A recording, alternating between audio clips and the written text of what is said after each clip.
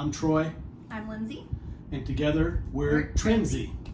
Why do we say it like that? Well, we've been learning along the last few years with a really tough medical journey that I've physically had to go through, how important the partnership is in a relationship. And even though I've dealt with the truly physical side of things, he has been every step of the way with me and picking up the burden. We no longer have the equal partnership that people tend to strive for.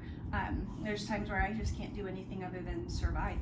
I don't have energy to do something as simple as load the dishwasher, and he's picked that all up. So we are Trinzy, and we want to share a little bit about what my medical journey has been, but more importantly, we want to share how we're going to work to solve it and bring you all along in that process to hopefully enlighten and bring awareness in ways that just aren't typical. And apologies if you can hear our puppy dog in the background.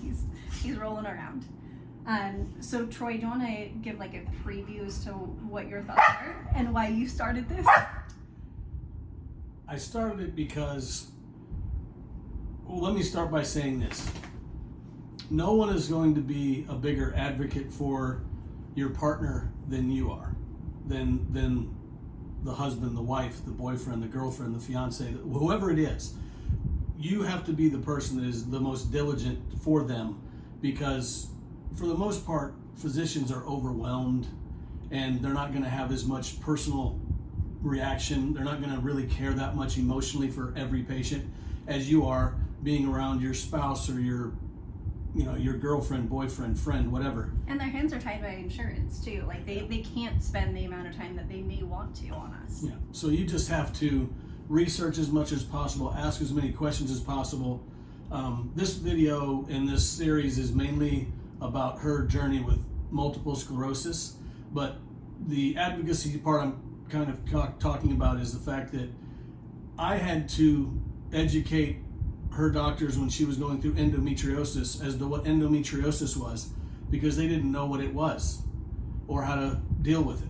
So be the biggest advocate for your partner, because you can make the biggest difference. I think you're spot on. And we really want to have these videos be impactful. So we're going to take some advice that I got from one of my colleagues that I really appreciate, and we're going to try to be bold, we're going to try to be brilliant, and then we're going to try to be gone. So we'll do many of these. I don't even know how many we'll do along our journey, but they'll be relatively short. So I'm going to start by sharing a little bit about what the last few years have looked like from the medical side, and we'll talk about what we are going to start tomorrow that is pretty drastic, but we think is going to be literally life-changing. So March of 2021, I woke up one day and had incredible pain in my abdomen, tried to get through it. End of the day, Troy had to take me to the hospital, and I was admitted for about 5 days with an infection in my abdomen that they couldn't figure out. Fast forward several months, I continued to be in extreme pain. Troy was doing the research that he shared is so important, and kept saying what you're going through is endometriosis, and telling doctors that, and they outright said he was wrong. So they did an exploratory surgery where they removed my fallopian tubes, one of my ovaries, just a mess of things in my pelvic area and abdomen. Got done with the surgery and they said, we have no idea what's going on, but you're good now. Well, I couldn't feel my legs. I couldn't walk. I couldn't really function like I used to in new ways. It wasn't even what they went in for the surgery for. And Troy and I were continually told, you're fine, kind of like it's all in your head. Eventually we were loud enough that we had another exploratory surgery. This time they removed my uterus and remaining ovary, and described really having to scrape things off of my pelvic wall because everything was frozen together. Oh, and by the way, there was a little endometriosis. But you're fine, everyththing's gonna be good, and don't worry about your legs. Well, we were worried about my legs, so I still couldn't walk, so ended up pushing for MRIs and a neurology referral, and was diagnosed with both primary progressive multiple sclerosis and stage 4 deep infiltrating endometriosis between December of 2021 and January of 2022.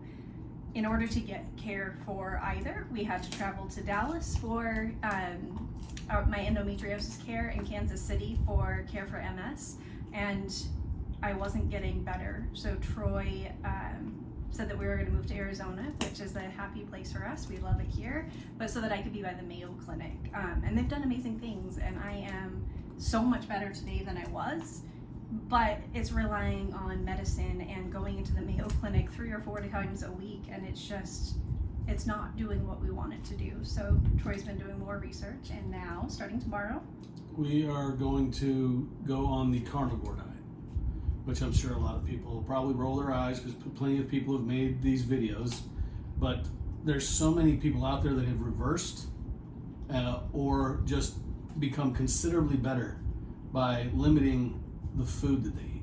So it's drastic, yes, but it's to go to an elimination from scratch, and then once we see the results in 30 days, then start to implement things back if she wants.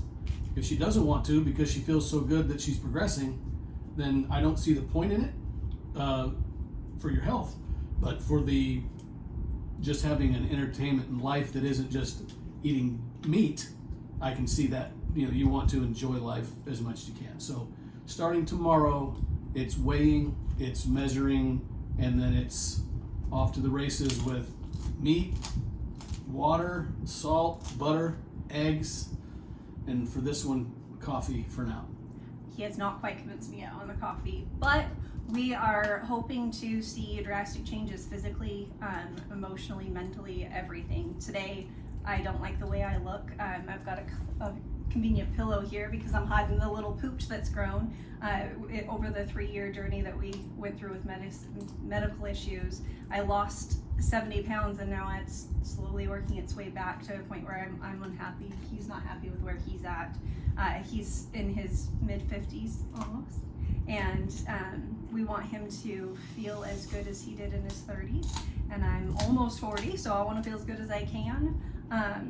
But we'll give more details about what this all means and what it's like for us as we go forward. We promise to be brief, so we'll end it here. Yep. From now on, these videos will be 5 minutes only. That's it. And when we get to that 5 minutes, I will simply point at the camera and say, that's 5 minutes. Well, mine will turn it off. We'll see y'all later.